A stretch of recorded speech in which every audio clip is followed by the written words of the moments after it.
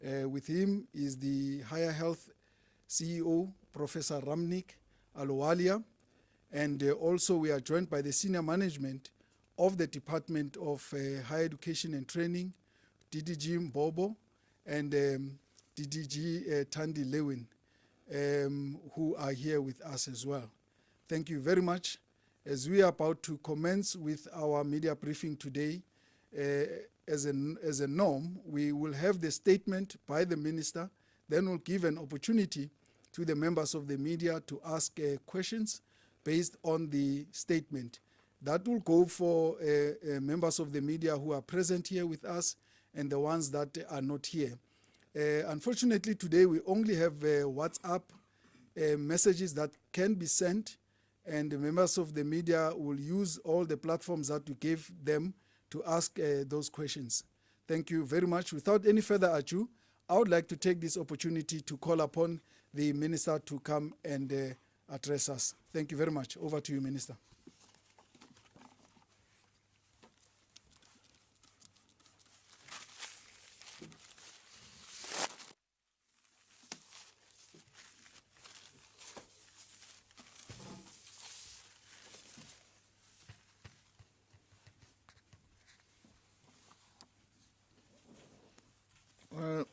Thank you very much, Program Director Ishmael Mnisi.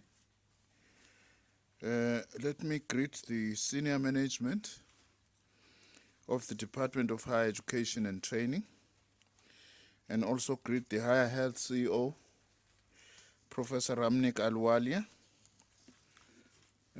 my advisors and ministry staff, the DHET entities, vice chancellors and university management, TVET college leadership of CET colleges, student leadership, members of the media, ladies and gentlemen, good afternoon. It is my pleasure to announce the formal commencement today of the COVID-19 vaccination program for the post-school education and training sector, PSET as we call it in short. I say formal because in several respects our sector has already undertaken much important work to support the national vaccination drive and protect individuals within our sector who are at highest risk of COVID-19. Before I outline our vaccination rollout plan, let me take this opportunity to recognize and thank Professor Ahluwalia and the entire Higher Health team for the dedication, energy, and expertise they have devoted to the planning, implementation, and support for our vaccination program, and for always being there to guide our institutions in ensuring that no one is left behind. To get us to this milestone, Higher Health has undertaken a massive logistical endeavor to collate information on all our staff, about 250,000 of them, who work across all of our public universities, TVET and community colleges, private institutions, the skills learning sector, sector education and training authorities, the SETAs, Quality Council for Trades and Occupation, the National Skills Fund, with a range of skills development providers. Further, I must acknowledge that this was not an easy task, where site preparations need to be ensured, supply of vaccines, including the plotting of delivery routes, and cold chain management needed to be guaranteed before actual vaccination starts. I extend my sincere gratitude to the Department of Health and my colleague, the Acting Minister of Health, Mamuluku Kupai Ngubane, as well as all our institutions that are working day and night behind the scenes to make this a reality. As the scientists continue to track the epidemiology of the COVID-19 virus, its waves and mutations, we are also getting to better understand people's knowledge, attitudes, and perceptions about COVID-19 vaccination. There is a fundamental need to address the myths, fake news, misinformation, and misconceptions around vaccination. Guided by the PSET vaccination plan, I have asked Higher Health to develop a comprehensive communication strategy that involves all stakeholders within the post-school education and training sector so that jointly we can mitigate vaccine hesitancy and other misinformation prevalent in our communities and society at large. I would like to take this opportunity to emphasize that it is imperative that everyone who becomes eligible for a vaccine takes up the chance to get vaccinated. Vaccines used in South Africa have been proven to be effective and safe. Coming to the main reason of our briefing today, let me indicate that our vaccination program extends and deepens our comprehensive sectoral contribution to the national COVID-19 response, which has been developed and supported by Higher Health since the beginning of the pandemic in South Africa. You will recall that on the 8th of July 2021, I announced that I had instructed Higher Health to create and coordinate a post-school education and training vaccination strategy and rollout plan that is aligned with and supports the Department of Health's phased national strategy. This strategy will help to ensure access to vaccination for all our staff, including academia, management, and importantly, our frontline staff at our residences, cleaning, security, and other support staff.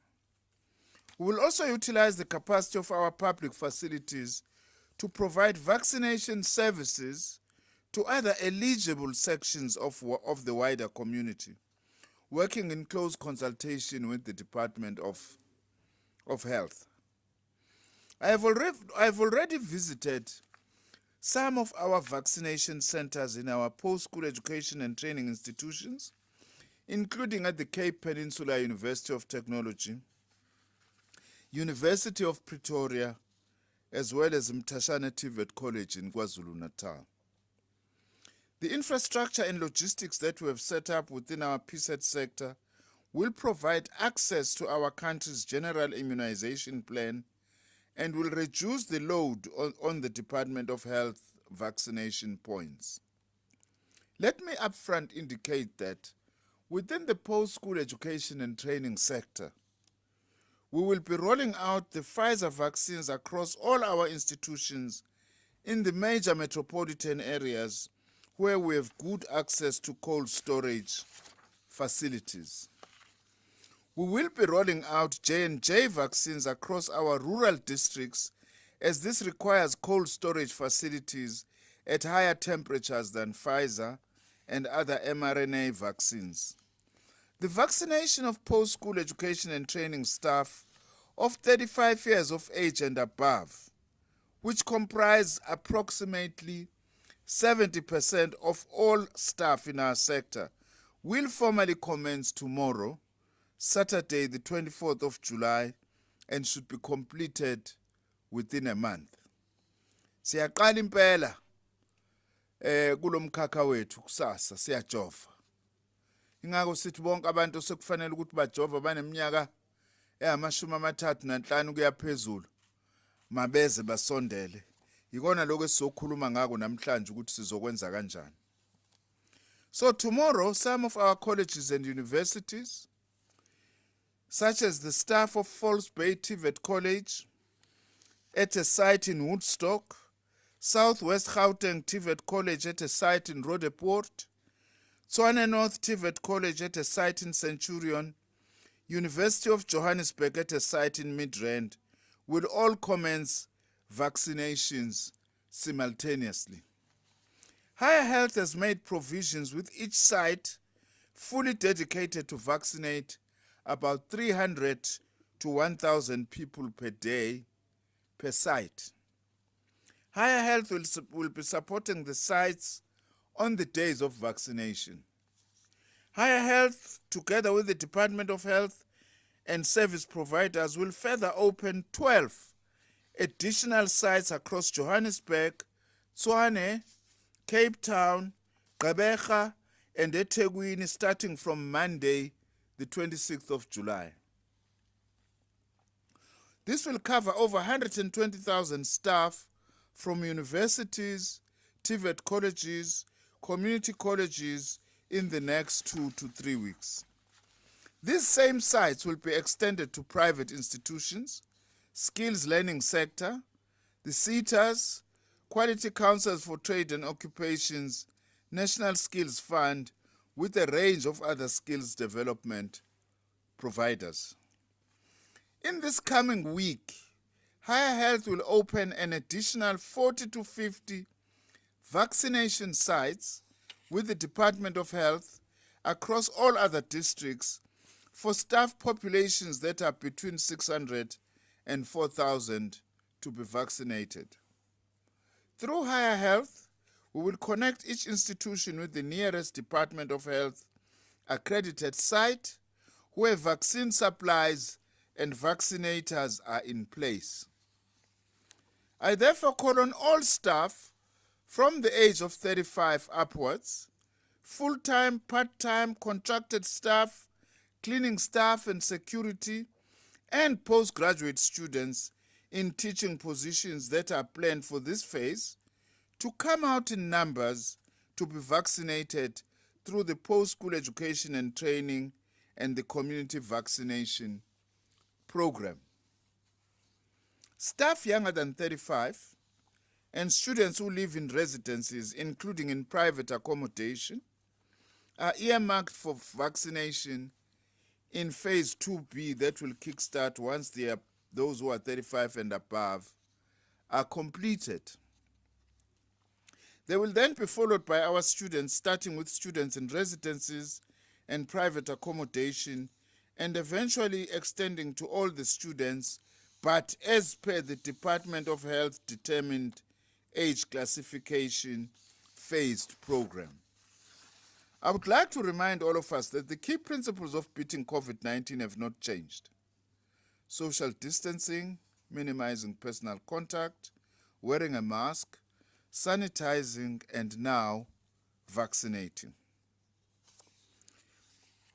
Yilezo-ke inhlelo zethu zokuthi sigome bonke abasebenzi nabafunda sebeneminyaka engaphezulu kwa-35 kulomkhakha obhekene nalomnyango wami wezemfundo ephakeme nezokuqeqesha.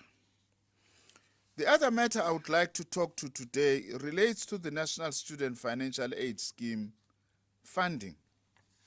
There are two issues that I would like to address before we conclude our media briefing today. The first relates to NSFAS funding allocations for universities and TVET colleges, and second, on the implementation of standardization of pay and benefits for academic staff employed within community education and training colleges. I'm addressing this because these are matters that are being raised on all platforms, including social media platforms, as to what is happening. So we are using this opportunity to actually address these particular challenges. Let me take this opportunity to congratulate the National Student Financial Aid Scheme, NSFAS board, for taking a resolution to regularly and continuously update its stakeholders through the issuing of status reports on the number of issues affecting institutions and students. Amongst these reports is the 2021 Funding Status Report, which was published on the NSFAS website, and all institutions and students can download the report for easy reference, and we encourage them to do so. However, there are a few issues I would like to highlight from this report today. The number of students assessed as eligible for the 2021 program cycle is 1.2 million students. But let me explain this.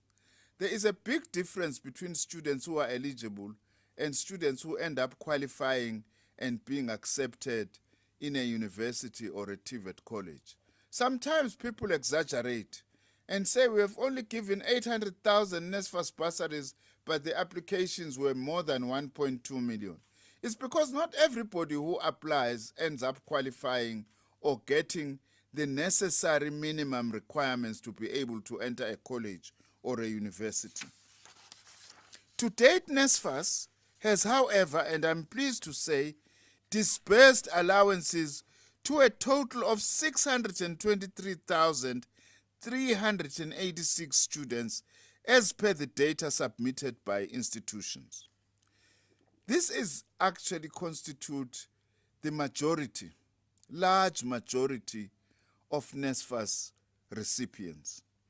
The number is likely to increase as a result of the TVET's Term 2 intake and Semester 2, as well as the third term.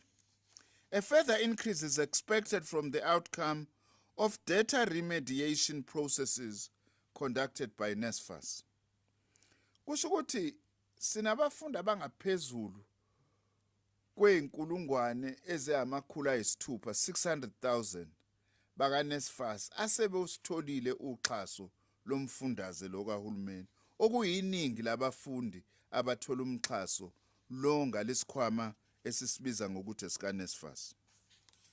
Basazokwanda abanye ngokuya ngokuthathwa kwabafundi kakhulukazi kuma-college lawa kithi ezamakhono.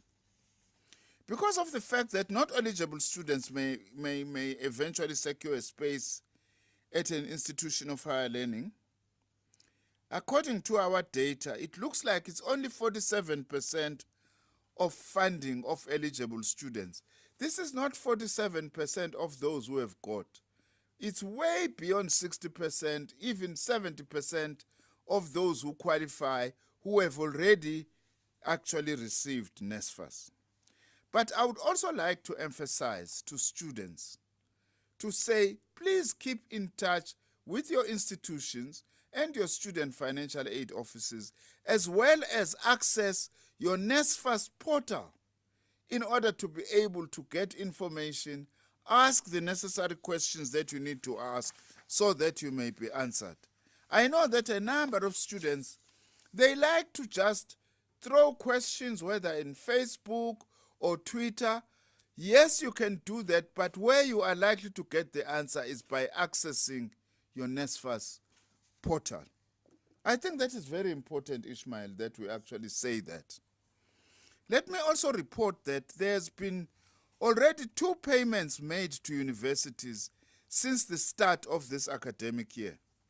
The first payment by NSFAS was made on the 9th of April to the tune of approximately 7.9 billion rand to cover March and April allowances to students at universities.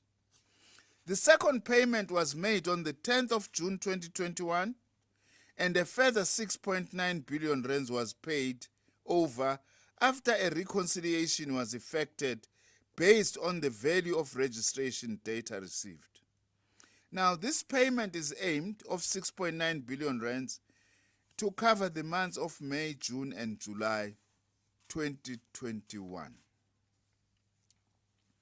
In relation to TVET colleges, NSFAS started making upfront payments to institutions in February 2021. These were made and calculated based on 20% of the tuition allocation for 2021. This was meant to assist colleges with their cash flow challenges. Total registration data received to date stands at least 90% of expected registration from colleges, which is a fair percentage considering that not all eligible students end up registering at a TVET college. Ngokwethu, kubo bonke abafundi abayishumi, abayisishagalolunye abawu-9, kufanele ngabe sebelitholile usizo lomxhaso luka NSFAS. Nalo yedwa kwabayishumi, ingoba abanye basazobhalisa, abanye kusazobheka ukuthi ngabe bakulungele yini ukuthi bathole noma basizakale kulolu xhaso lukahulumeni. Out of 365,191 students, there are 202,460 students who are funded for the first academic cycles that NSFAS has made a funding allocation for. As we have said, NSFAS has published a report which outlines all these payments to various institutions. But please get in touch with your institution, and all those details are given in this publication by NSFAS. I won't bother to go through all of that here. The reason for the registration exceptions where they are is due to students changing academic courses, which is contrary to the bursary rules and guidelines. Sometimes students must check, why is it that I am not qualifying? What are the real reasons? Is it because there is a lapse or a mistake? If there is a lapse or a mistake, that will be corrected. Or is it because I do not qualify as in terms of bursary guidelines? On TVET disbursements, there are 44 TVET colleges whose allowances are paid directly to the students through the NSFAS wallet platform. Out of our 50 colleges, 44 are paid directly to the students through the wallet platform. NSFAS has been able to make payments already to 183,422 students. There are 20,950 students who, for various reasons, still need to resolve outstanding requirements for their allowances to be approved. These students are in exceptions, which largely consist of 13,276 that were initially incorrectly funded and had subsequently been resolved. Payments to a total of 4,461 students on the NSFAS wallet failed largely due to invalid or duplicated cell phone numbers, balance of students in exceptions of cancelled registrations, students who have deregistered, or late submission of data by institutions. That is the reason for the 4,461 students whose wallet payments have not been effected. For all students currently identified under exceptions, NSFAS has communicated the list of failed wallet payments to institutions so that they can contact the students given that the contact details are incorrect. Abanye abafundi abangakhokhelwa ingoba inombolo abasinika zona zabo zokuthi bakhokhelwe zingeyona lento okufanele ukuthi ngabe ziyiyona. Yingakho ke sesitshele abaphathi bezikhungo ezahlukene ukuthi hambani niyobheka ukuthi labafundi kwenze njani abalungisa izinto zabo ukuze bakwazi ukukhokhelwa. Akukho lokhu ukuthi khona umfundi ovele aguquke nje ukukhokhelwa sibe singekho isizathu esenza lokho. Furthermore, there is an automated email that is sent twice a week to notify our colleges of students who do not have a user profile, which is critical in the disbursement process as it ensures that students have a unique cell phone number. While NSFAS is addressing all these non-compliance challenges, NSFAS has also instituted ongoing investigations into syndicates that exist to defraud students of their allowances. Khona-ke nobugebengu obenzekayo la, kodwa kuNSFAS ukusukumela ukubheka ukuthi abukho yini ubugebengu obugcina buholele ekutheni abafundi bangayitholi imali zabo. On NSFAS wallet analysis on logged and blocked accounts, there are 20,991 students who have not created user profiles on the My NSFAS student portal. This is the biggest challenge confronting NSFAS, which contributes largely to the NSFAS wallet payment failures. I therefore call upon students who have not created My NSFAS portal to do so that they receive their allowances. There are 180,293 students whom NSFAS attempted to pay using the NSFAS wallet system, 6,681 of which could not be paid because of locked accounts, which means students may have forgotten their own PIN numbers, and 336 who have been blocked, whose accounts have been blocked, meaning there was a failed attempt to unlock their accounts. Sometimes it's because of repeated putting in of a wrong PIN number. Therefore, students are unable to receive their funds when they share cell phone numbers or when the cell phone number registered on their MyNSFAS profile is not consistent with their MyNSFAS wallet number. That is why, again, I urge students to always ensure that they comply with the NSFAS guidelines and directives to ensure that they receive their allowances on time and without any administrative challenges. The second additional issue which I wanted to update you about today relates to the implementation of standardization of pay and benefits for academic staff employed within community education and training colleges. Following the transfer of ABET, Adult Basic Education and Training educators, from provincial education departments to the Department of Higher Education and Training on the 1st of April 2015, 9 CET colleges were established in which these staff were employed, with no changes to their conditions of service as they were protected by Section 197 of the Labour Relations Act.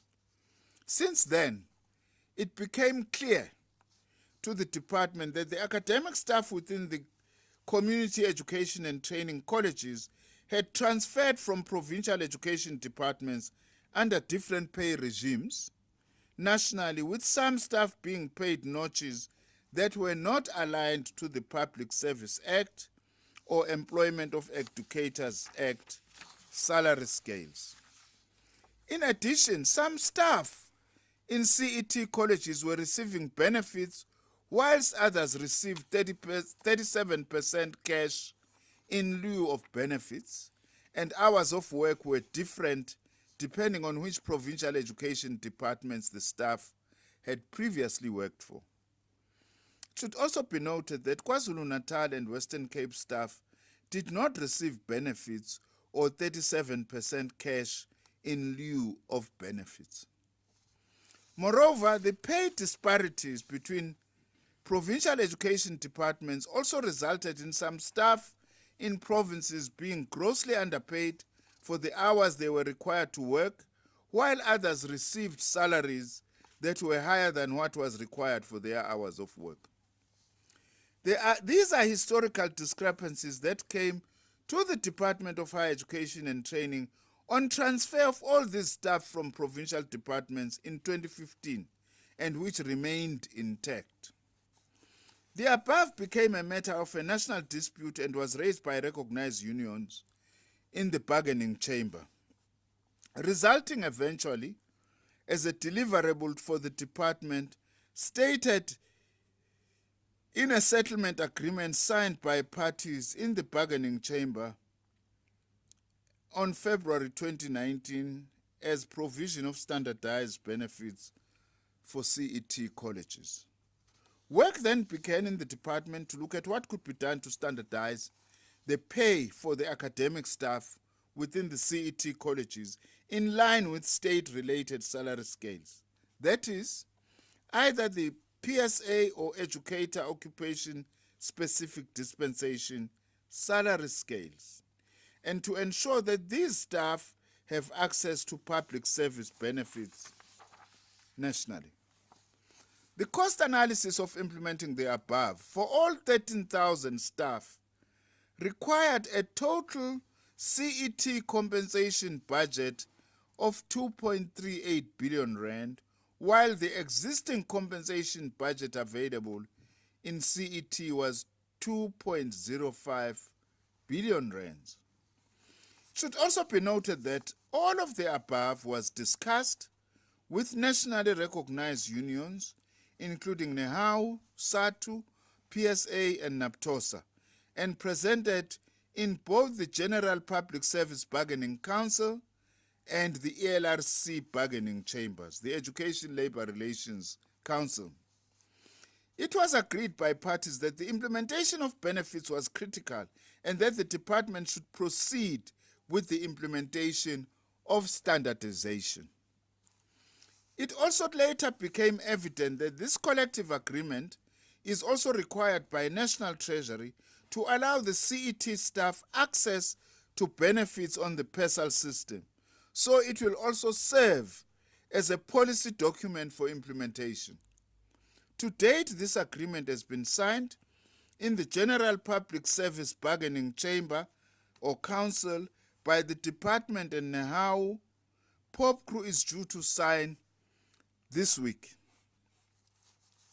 To keep staff informed and updated of the standardization implementation processes, various human resources circulars had been issued explaining the process of implementation.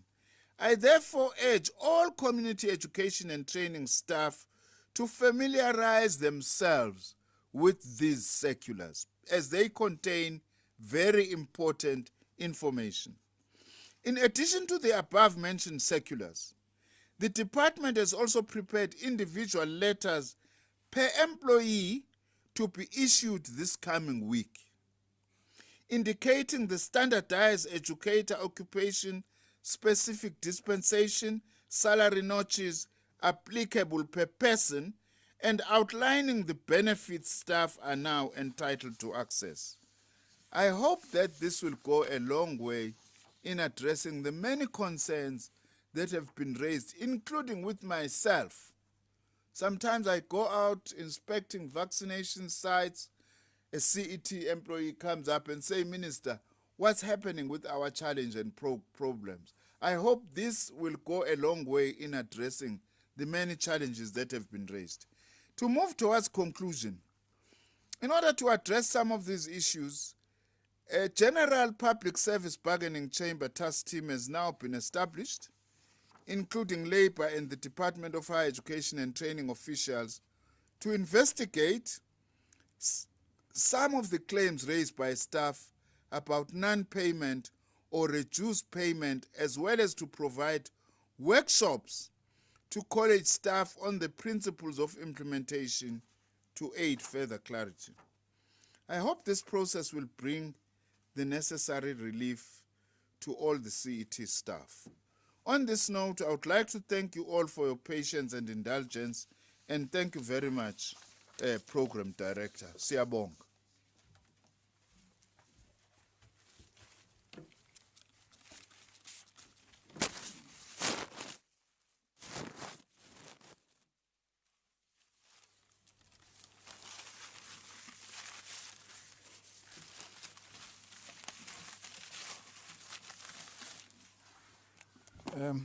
Thank you very much, Minister, for the detailed statement. We now shall proceed to the second part of our briefing by allowing members of the media to ask clarity-seeking questions. On the WhatsApp group, I'm joined by Ignatius Masilela, who will be taking the WhatsApp messages.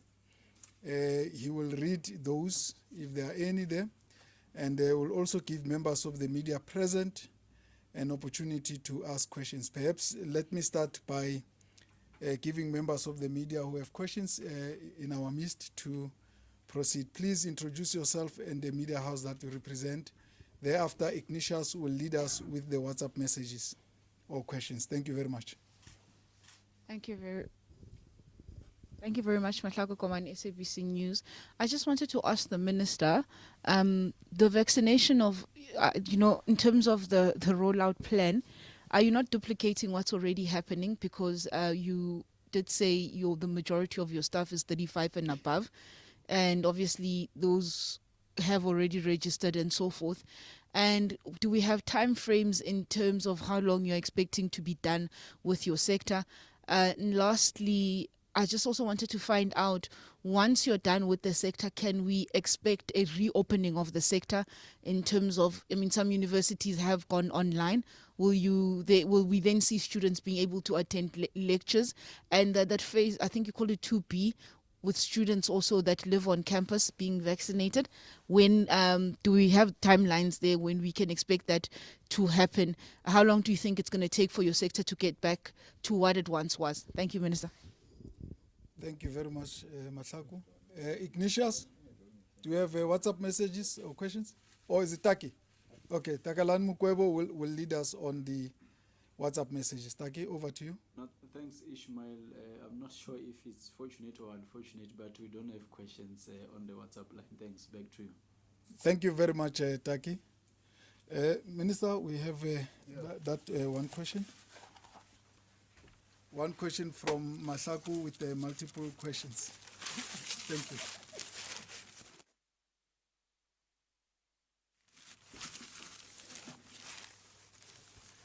Mahlaku has asked 5 questions in one. Isn't that typical of SABC? Thank you very much for your questions, Mahlaku. I'm just going to answer one question. As ministers normally do, they answer the easier questions and then give the more difficult questions to the officials. I'll give the rest of the questions to Professor Adwale. What I'd just like to say on duplicating, that's the one I want to talk about. No, we are not duplicating what the Department of Health is doing. Firstly, this program, as I have said, we've done it together with the Department of Health. Instead, we are using the guidelines of the Department of Health.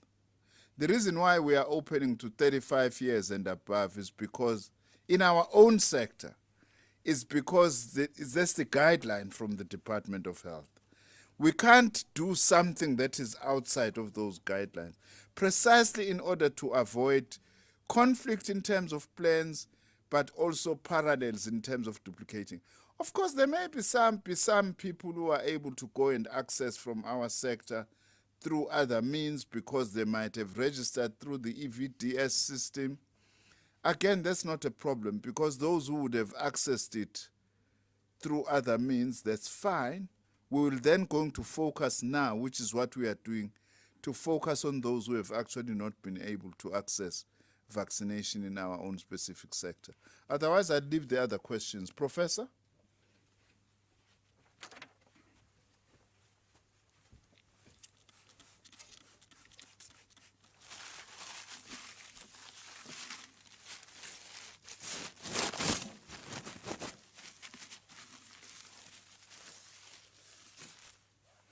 Greetings, Minister. Greetings, everyone.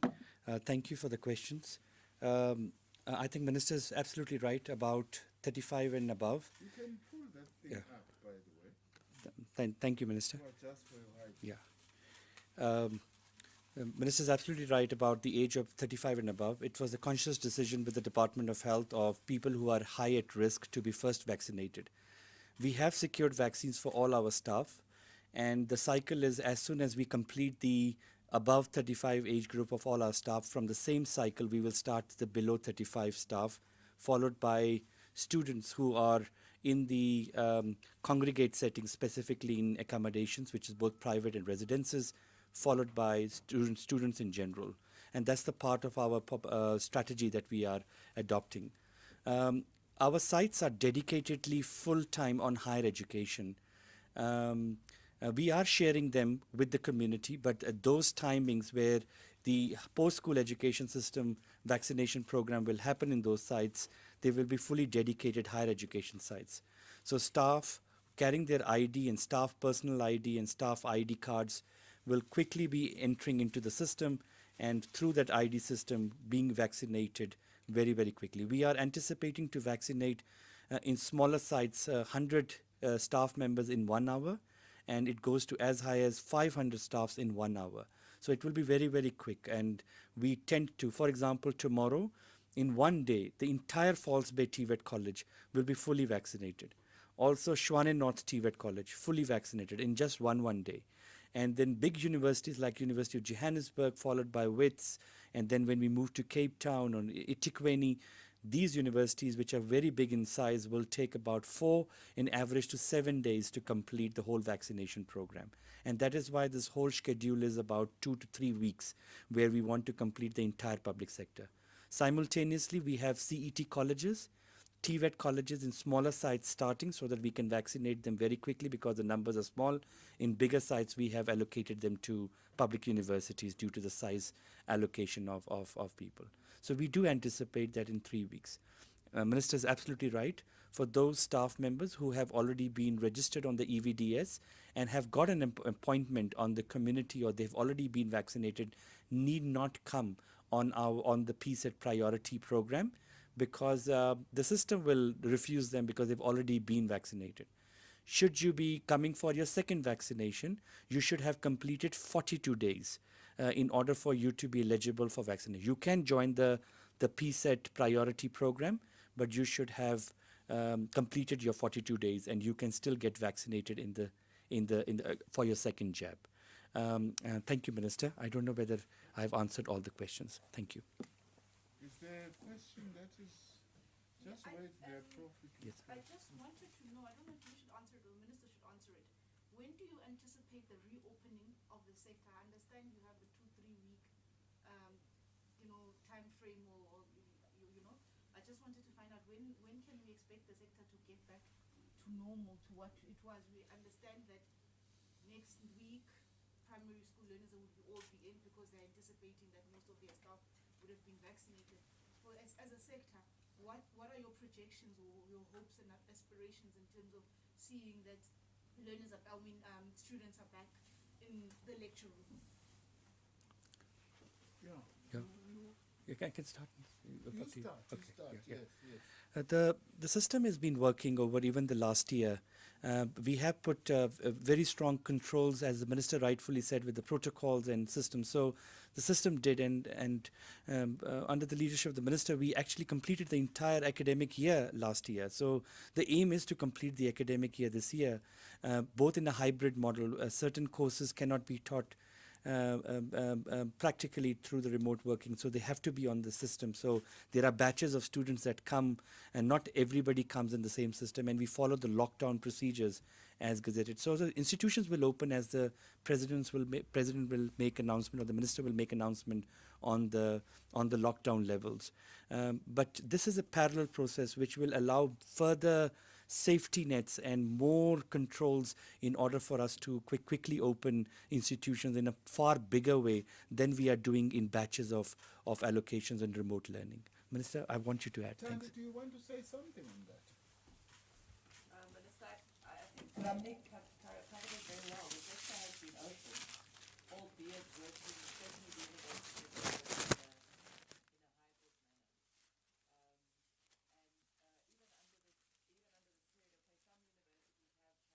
universities have had recess periods at the same time as the lockdown level 4 hit. But many university students remained on campus, given the difficulties of traveling home at this time.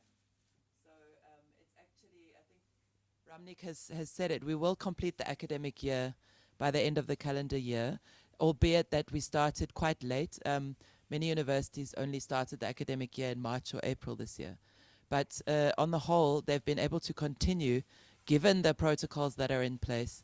I think what the vaccination strategy will do, it will allow for more more face-to-face activities to take place. But certainly while the pandemic is with us, I think many universities will continue to put in place safety mechanisms to ensure that they don't have too many large groups in place, certainly while the lockdown restrictions are in place.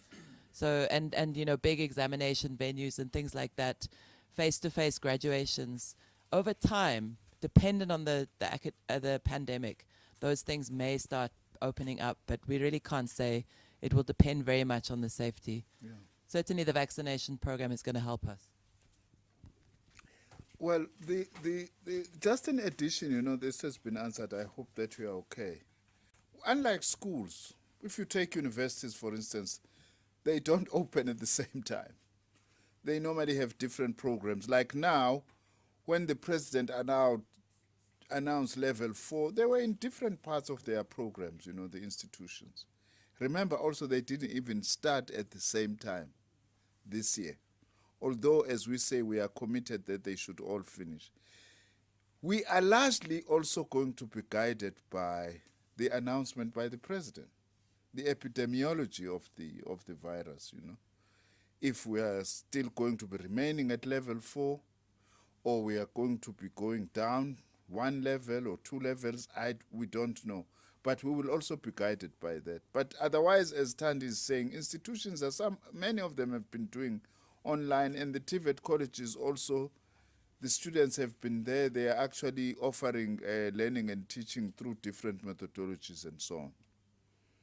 I hope we are penduleka. Yini esalile? Yini esalile ake ngizwe kahle. No, you know why I'm asking about Yes. the reopening? Because some stories that I've personally done, ngiyazi ukuthi abantwana bakhala with the issue of data. I know that there were provisions that had been made by your department, but seemingly it hasn't reached some of these, students, especially at the more rural, with the more rural universities, because obviously the financial muscle of Wits and UCT cannot be compared to, for example, Zululand or Venda or so forth. I just wanted to find out, are they plans to try and normalize these type of things? And also not just on the issues of data. You go to certain villages, network is a problem. I should not be writing the same exam when we didn't sit in the lecture room the same way. I'm just young toilet, Minister. Yeah. No, that we relatively mastered it actually last year into the beginning of this year. That's why institutions, all of them, continue to use what we call multimodal teaching and learning systems. For instance, what do we mean by multimodal? We mean we are using a multiplicity of methods. There is online, but it's not only online that is used. We have got 0-rated websites, for instance, websites that you are able to access without any data in order to be able to access learning material and so on. And some institutions are delivering the materials physically to students so that students are able to access materials. So we've already gone through that exercise, and institutions are fairly well experienced in that. Of course, there will be institutional differences, but our commitment still remains. Not a single student must be left behind, no matter what the combination is. Of course, your more advantaged institutions have got better ways, but all institutions are following a multimodal teaching and learning methodologies, which we are committed to ensure that no student is left behind. Suwanele manje.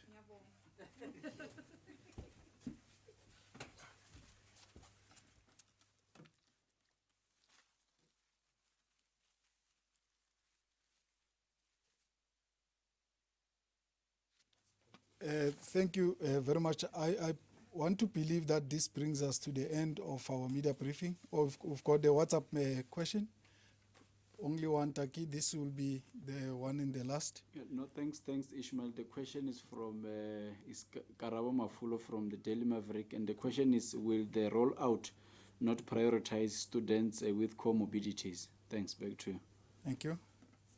That is the only question that we are taking.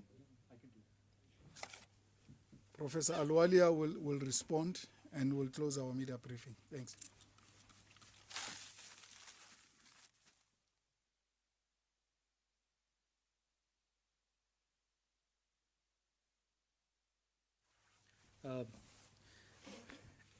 As we did answer this question, that anybody above the age of 35, whether you are with comorbidities or without comorbidities, are eligible for vaccination, both in the community program as well as the PSET priority focus program.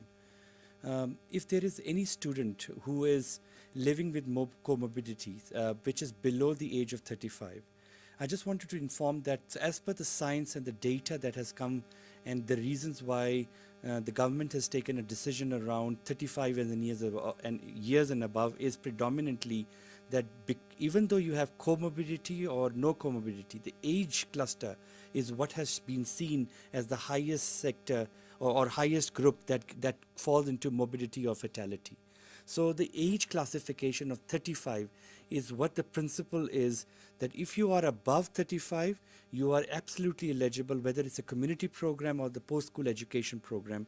If you are below 35 and you are still having comorbidities, your chances of, you should be taking precautions, you should not try to get COVID, but the chances of morbidity or fatality is far low comparatively to the population above 35. That's why there's an age bracket classification of how we deal with it. So whether it's students or whether it's staff, all are eligible above the age of 35. Thank you.